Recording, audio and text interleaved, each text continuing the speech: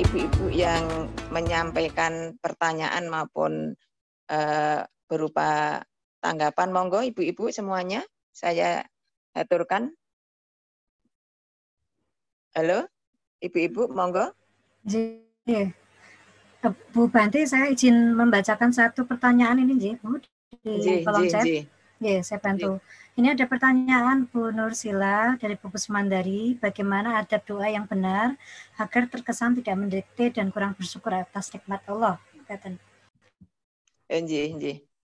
Monggo Bu Ustazah, silakan dijawab.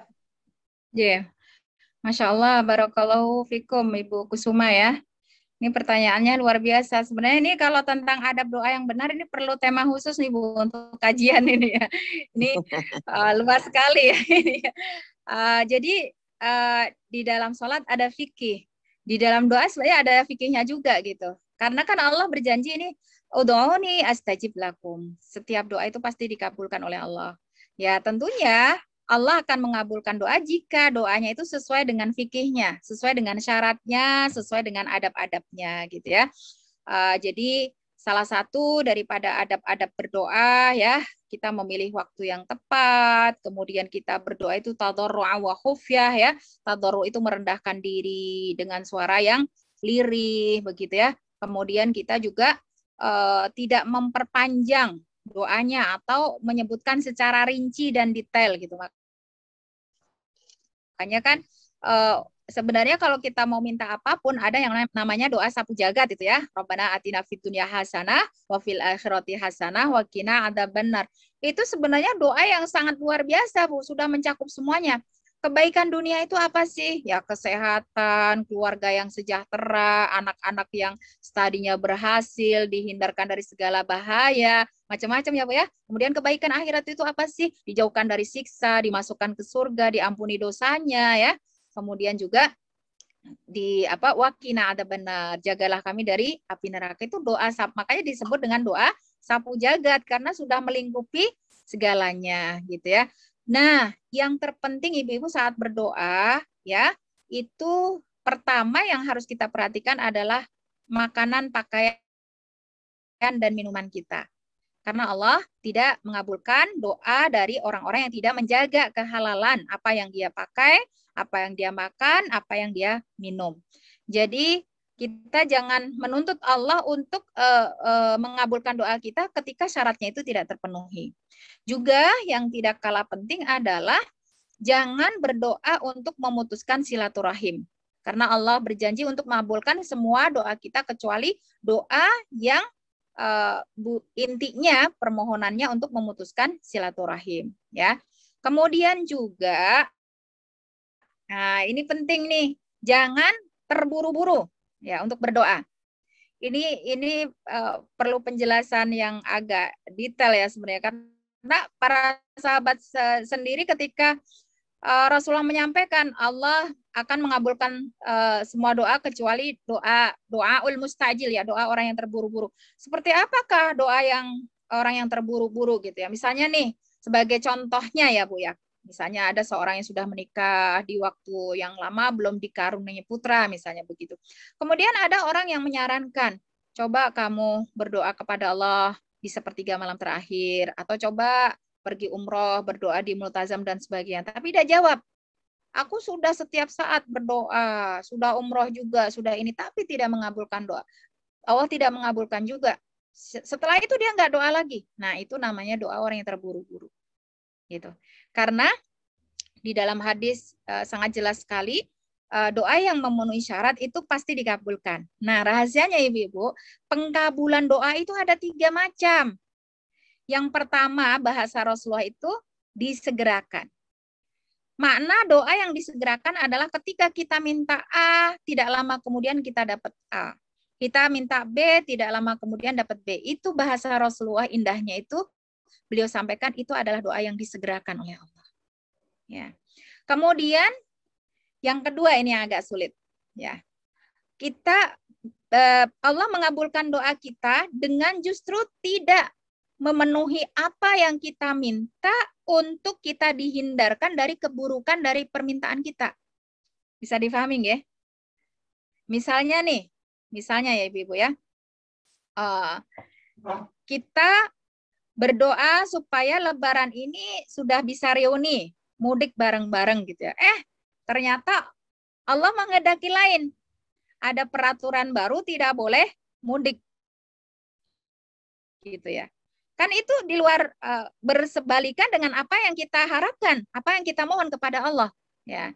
Padahal sesungguhnya dengan adanya peraturan larangan kita untuk mudik tersebut, Allah ingin menghindarkan kita dari munculnya klaster baru, gitu ya, misalnya begitu. Ini agak sulit ini. Jadi kita minta A, justru kita maunya B, kita dikasih A gitu ya. Itu pengabulan doa karena Allah tahu dari A yang kamu minta itu ada hal yang buruk gitu ya. Maka Allah nggak kasih A. Tapi apa yang Allah kasih B itu adalah bentuk pengkabulan doa kamu gitu.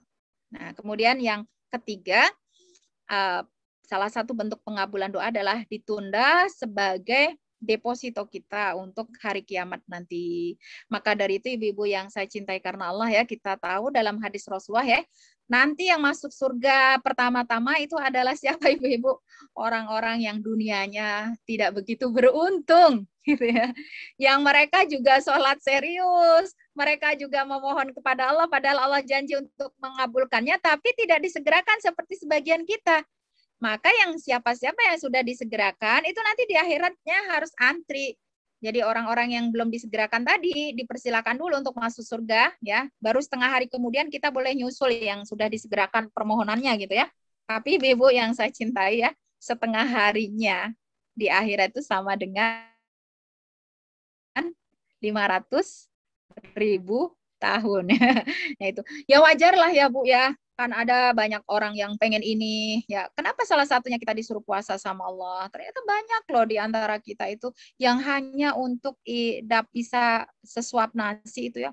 Bekerja dari pagi sampai sore belum dapat, nahan lapar baru dapat. Ada yang bahkan 2 hari gak makan, 3 hari gak makan. Seperti itu kan. Jadi wajar ketika Allah menyegerakan mereka nanti di akhirat. Karena memang mereka juga sama, mungkin bisa jadi doanya lebih tememen dari kita. Gitu kan? Ya, jawabannya nanti. Jadi di akhirat gantian dong gitu. Seperti itu, Bu ya. Nah, ini. Jadi untuk itu ya, nanti yang bertanya barangkali belum paham bisa memberikan feedback-nya ya gitu ya. Jadi Allah itu Maha tahu ibu-ibu ya apa yang menjadi permohonan kita meskipun itu di dalam sesuatu yang baru terbersit di dalam diri kita. Jadi kita tidak perlu menjelaskan secara detail dan rinci gitu ya. Ya Allah, berikanlah saya menantu yang kulitnya putih, yang badannya tinggi, yang berpendidikan, yang mapan. Itu nggak perlu ya.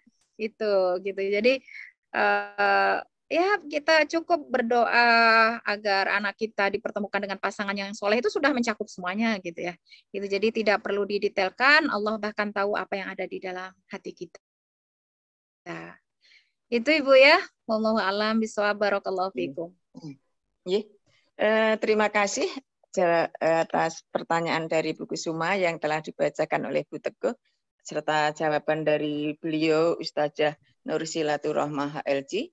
Saya kira waktu sudah, saya mengucapkan innalillahi wa inna ilaihi raji'un atas wafatnya Ayahanda Ustazah Nursilatul Rohmah.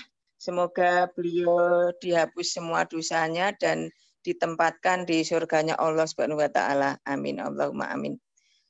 Saya kira cukup sekian ibu-ibu nggih. Karena waktu sudah hampir jam 1, sudah jam 12:48.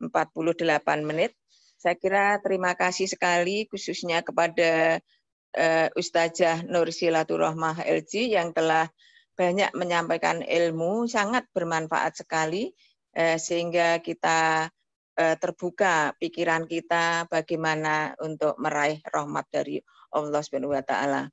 Dan terima kasih sekali kepada ibu-ibu atas kehadirannya dalam acara tema Jumat Berkah. Terima kasih, saya kira monggo kita sama-sama membaca hamdalah. Alhamdulillahirabbil alamin. Saya akhiri dengan billahi taufiq wal hidayah. Wassalamualaikum warahmatullahi wabarakatuh.